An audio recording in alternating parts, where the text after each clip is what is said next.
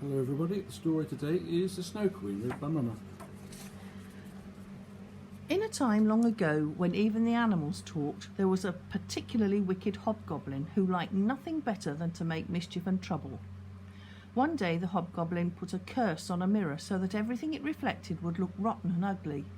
She was so delighted with her mirror that she travelled around the world with it, showing other demons, trolls and goblins how it made even the loveliest landscape look like boiled spinach, turned the most handsome man ugly, and ruined magnificent cities.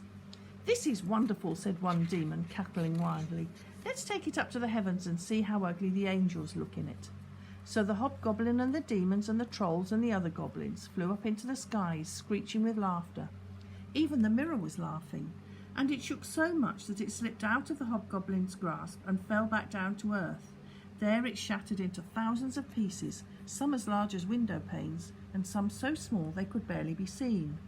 A few of the smallest splinters found their way into people's hearts and eyes, making it so that they felt nothing but misery and saw nothing but ugliness.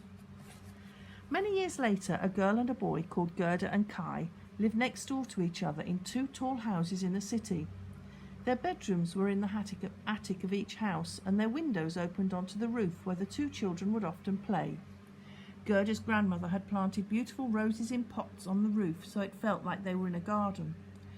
The children liked nothing better than to sit up there and listen to the old lady tell them stories, especially the one about the mysterious Snow Queen who ruled over the dancing snowflakes. Kai was convinced he'd seen her once, peering at him through the frosted glass of his window before flying away into the night on her sleigh in a thick flurry of snowflakes. One day Gerda and Kai were playing when Kai suddenly squeezed his eyes shut. He felt a sharp pain in his eye and a cold tingle in his heart. He didn't know it, but he'd got splinters of the hobgoblin's evil mirror in his eye and a shard of it in his heart. When he opened his eyes again, everything looked horrid, and he felt hatred and anger boiling inside him. "I don't want to play with you any more," he said cruelly to Gerda. "I don't even like you or your boring grandmother." Gerda was confused and hurt by what her friend had said, but she chose to leave him alone as he'd asked. One morning the next winter, Kai was playing alone in the snow. He decided to go to the town square and fasten his sledge to one of the bigger sleighs, like the other boys did, to hitch a free ride. Just then a magnificent white sleigh sped past him, and he caught hold of it. But the sleigh didn't stop when it reached the square. It carried on through the city and out into the countryside. The snow was falling more and more thickly, and Kai was beginning to feel frightened when suddenly the sleigh stopped and its driver called to him. Kai squinted through the swirling snow and gasped when he saw who it was, the Snow Queen herself. She was dressed in white furs, and when she moved, Kai heard the tinkling of icicles. The Queen was enchanting, and Kai found he could not resist her when she summoned him. He climbed in beside her, and she wrapped him in furs, which felt like being buried in soft snow. She gave him a cold kiss on his forehead, casting a spell, and Kai instantly forgot all about Gerda and his home. Laughing, the Snow Queen flicked the reins, and the sleigh sped away. Back in the city, Gerda was worried when Kai didn't come home. Even though Kai had treated her coldly, he was still her friend, so she went to look for him by the river. "Kai!" she called, but there was no reply. Gerda climbed into a boat and floated down the river to a cottage with a beautiful rose garden, which was strange as it was still winter outside. As she approached, a lady came out of the cottage. "Have you seen a little boy come past here?" called Gerda. "He loves roses like the ones you have here." "I'm afraid I haven't," said the woman, smiling. "Why don't you come inside and have some cherries?" Gerda followed the kind lady into the cottage. However, as she ate the cherries, her memory of Kai faded away. The lady was actually a witch. Using her powers, the witch made Gerda want nothing more than to stay with her.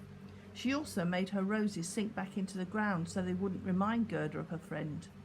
For a while, Gerda lived happily with the lady. Then one day the witch put on a hat painted with roses, and when Gerda saw it, her memories of Kai flooded back. "I must go and find my friend," she cried, and ran out of the cottage. Gerda ran until she could run no longer. She stopped, exhausted, under a tree in which a crow was perched. The crow hopped down and looked at her with its head on one side. I don't suppose you've seen my friend Kai, have you? Gerda asked the crow wearily. He's my age with brown hair and dark eyes. I do know of a boy who looks like that, said the crow. He's just married a princess here. Would you like me to take you to him? Oh, yes, please, said Gerda. So the crow took Gerda to a palace nearby and sneaked her inside to meet the princess and her new prince. But the prince was not Kai. Gerda told the prince and princess her story, and they were so touched they gave her a carriage and horses to continue her search. Grateful, Gerda set off again on her adventure across the fields and into a dark forest.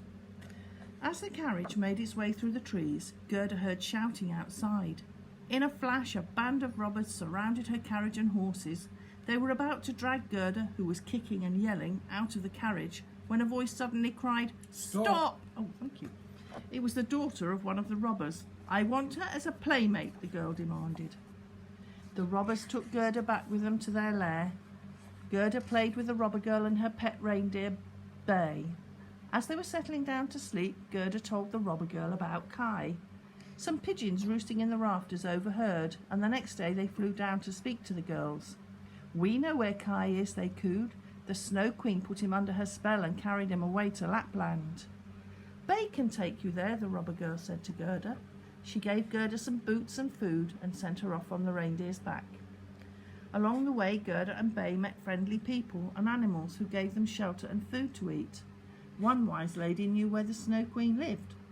"Gerda, you have a special power," she said kindly. "You can save Kai with the magic of love." So Gerda and Bay continued their journey to the Snow Queen's palace in Lapland. When they drew close, Bay let Gerda down from her back. "You are a brave and loyal girl, Gerda," she said. "You must make your own way from this point. I will wait for you here." Gerda saw the icy palace up ahead and began to plough through the thick snow. Hundreds of snowflakes swarmed around her, stinging her cold face like icy wasps, as though trying to stop her. But her breath turned into angel snowflakes and beat back the wicked snow. At last Gerda reached the palace. She ran through dozens of empty frozen rooms calling for Kai. Finally she found him in a vast chamber, sitting on the steps of a frozen throne, playing with the pieces of an ice puzzle. "Gerda, you found me," he said. "The Snow Queen kidnapped me, and now I cannot leave until I make these pieces of ice into a word." Gerda hugged his freezing body to hers, crying with relief. Her warm, loving tears melted the shard of evil glass in his heart, and he began to cry too, washing the specks of mirror out of his eye. When the children looked down, the pieces of puzzle were dancing around and then arranging themselves into the word eternity. "Come on," said Gerda, "you're free." They hurried out of the palace and back to Bay. Then, with the help of all Gerda's friends, they made their way back home.